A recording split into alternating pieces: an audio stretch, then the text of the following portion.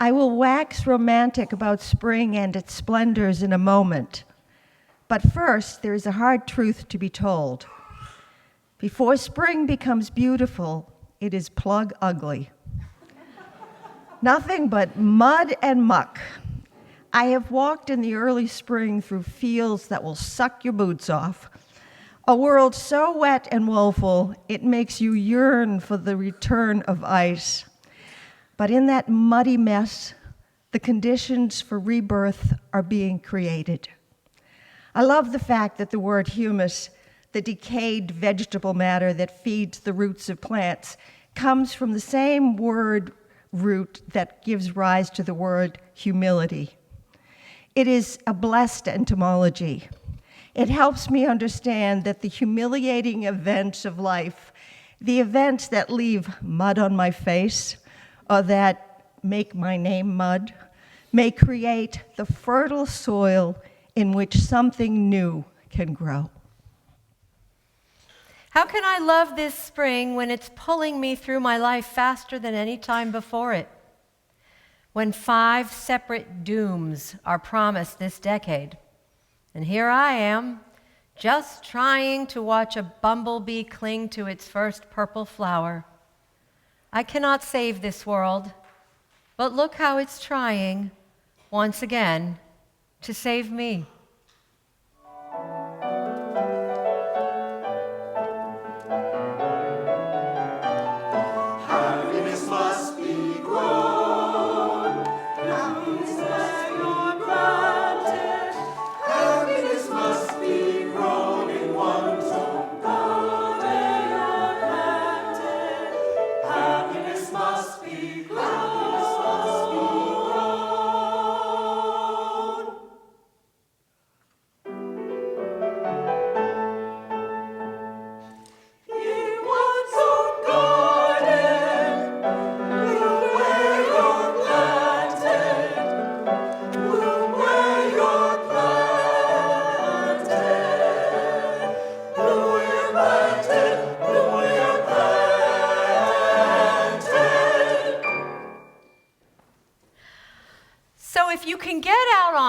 If you are ambulatory, I think that walks are an unqualified good.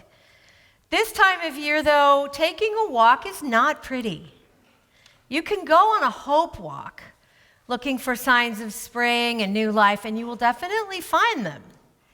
But you might also take a walk simply to notice what is, which right now is ugliness.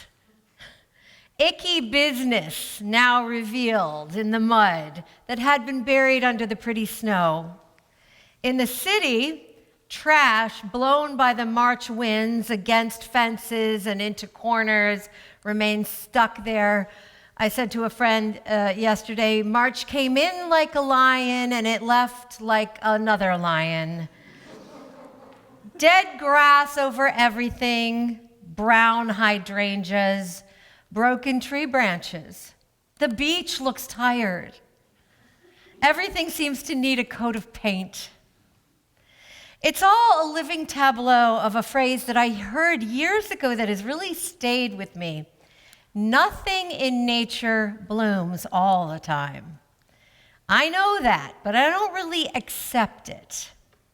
So when I take these noticing walks, I usually start with a lot of judgment that I recognize comes from my difficulty in accepting that nothing in nature blooms all the time. And humans don't either. So I start off by, leaving my house. I go, oh God, look at the snout marks on the window where the dog and the cat have been pushed up there. Or I've got to get raking. My front plot looks awful. I got to remember to pick up those special bags at the hardware store. And this litany of critique continues as I go along. Why can't people pick up after their dogs? Or there's trash cans all over the place. Why can't the kids pick up their bottles and just walk a couple of steps away, put their candy wrappers there? I'm just 1 second away from get off my lawn, And so it goes, and I let my cranky interior dialogue play. until I get tired of listening to it and I shift my perspective. I am tired of the cold wind, but it's sunny. There's that. I'm glad the kids are outside again. Or look how many people left doggy bags tied to the chain link fence at Kiley Park. I can pick up some of these bottles for recycling. The kids are in school. Nothing in nature blooms all the time. Our moods cannot be positive all the time and hopeful. Times are not good and praiseworthy all the time. As we practice reverence and gratitude, which are really good and healthy orientations to cultivate, that doesn't mean that we have to shut down our crankiness, our recognition of ugliness, and our dislike of it.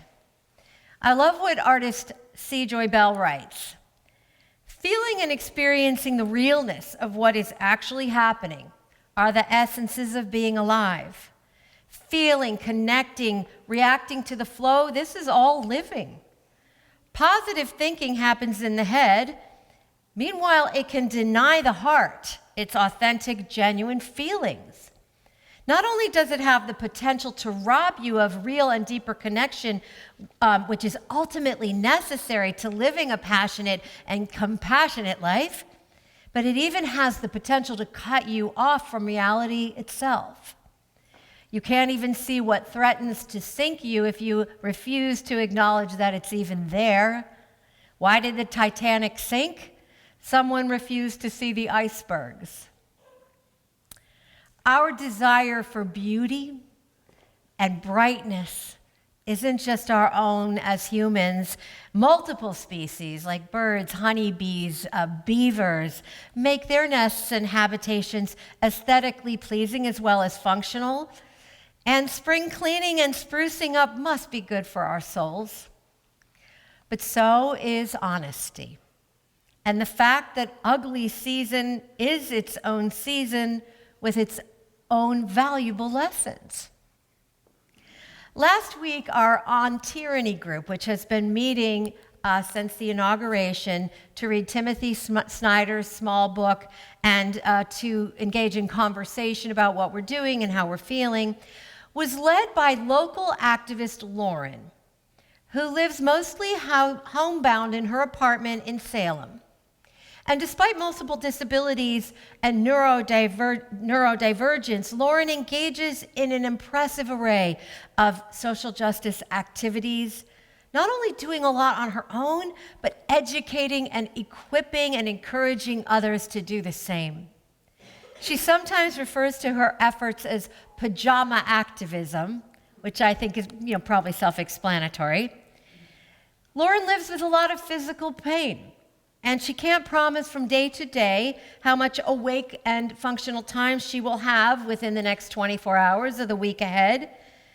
But I've learned a lot from being Lauren's friend and her sister resistor, which are all wise and helpful things, and especially good reminders to those of us who have been conditioned to feel that we have to live in a state of constant shininess, and I think that's all of us.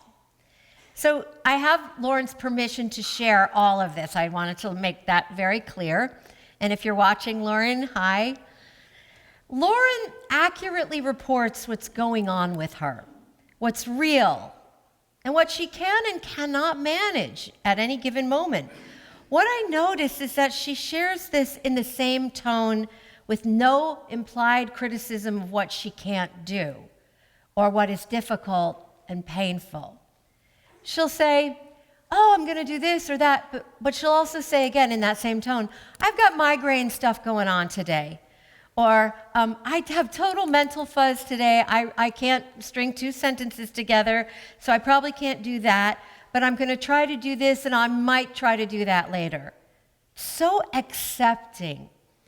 Or, no, I just need to rest right now. I'm just totally down for the count.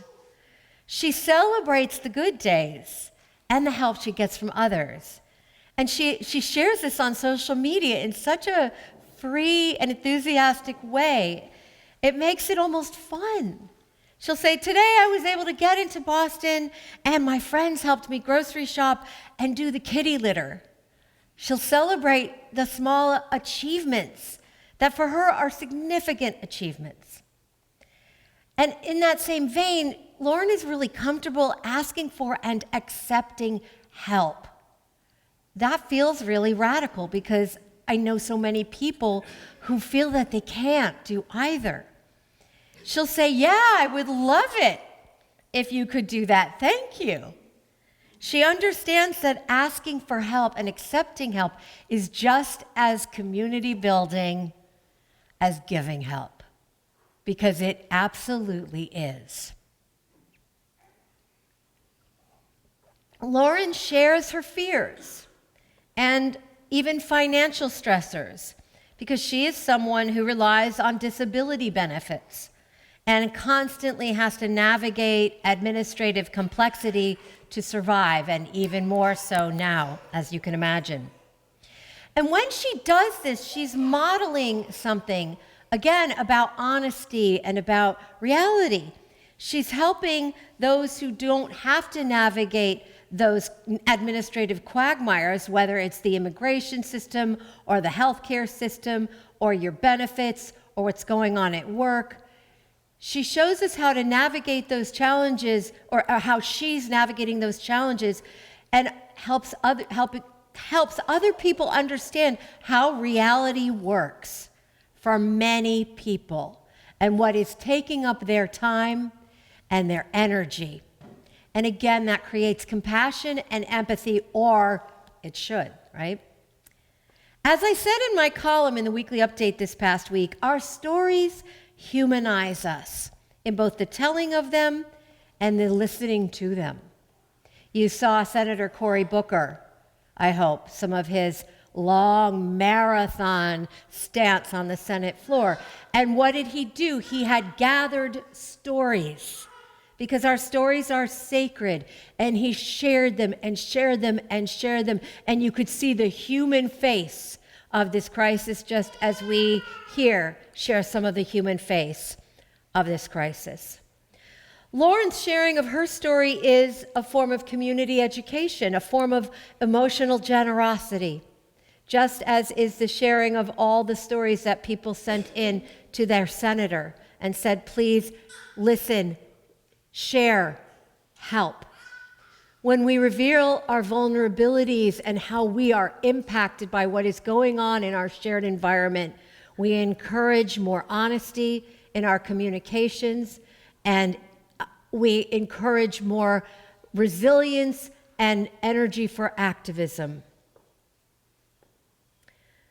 You can't be resilient if you can't tell the truth about what's happening, because you're spending all that life force hiding it. I'm okay, I'm fine, I'm good, okay? While we were on our call last week, Lauren cheerfully shared with our group, I have major depressive episodes. I can get really, really down, and some days are like that I'm paraphrasing. And she's dropped this in, I haven't done laundry in 4 months. Well, that was getting really real in the that's not pretty department. And I thought, I wish we lived in a world where everybody could this comfortably talk about sad, hard, and messy realities. I wish we all lived in a world where we could say, I am in mud time. I am not blooming, and I need help. Do you know anyone who hasn't had an unblooming season? I really wonder that, or were they faking? I don't know. But if there are people out there who've never had that kind of season, they're rare and lucky. But I myself feel more inspired personally by those who have endured long seasons of not blooming and who have lived to tell about it. They are my soul friends. Carl Jung, for instance, his 7 years of such severely debilitating depression that he could barely function. The author, William Styron, also years of paralyzing depression. Frida Kahlo, the Mexican artist, who lived with chronic, excruciating pain as a result of an accident and used her pain to create compelling art that speaks to people to this day all over the globe. My CPE, clinical pastoral education supervisor, Dennis, who became a paraplegic after a diving accident in his 20s, and openly shared with my cohort in the late 90s how often he wanted to die for a long time, but then found reasons to live and ways to survive and became committed to life. Yayoi Kusama, whose psychosis, the Japanese artist, whose psychosis made it unsafe for her to live independently and who has resided in a mental health care facility since 1977 and who is also a beloved artist and visionary.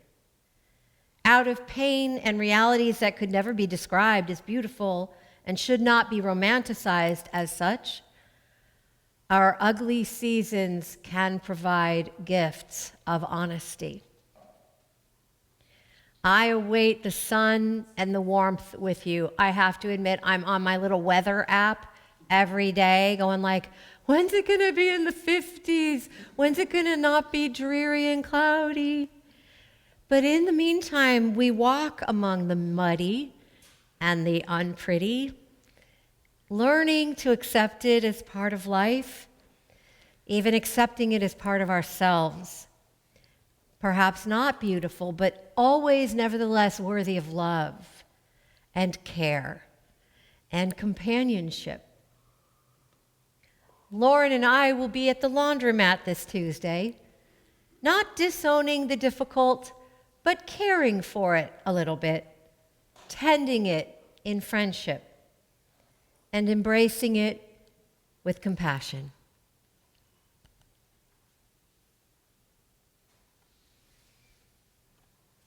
And that is that for now.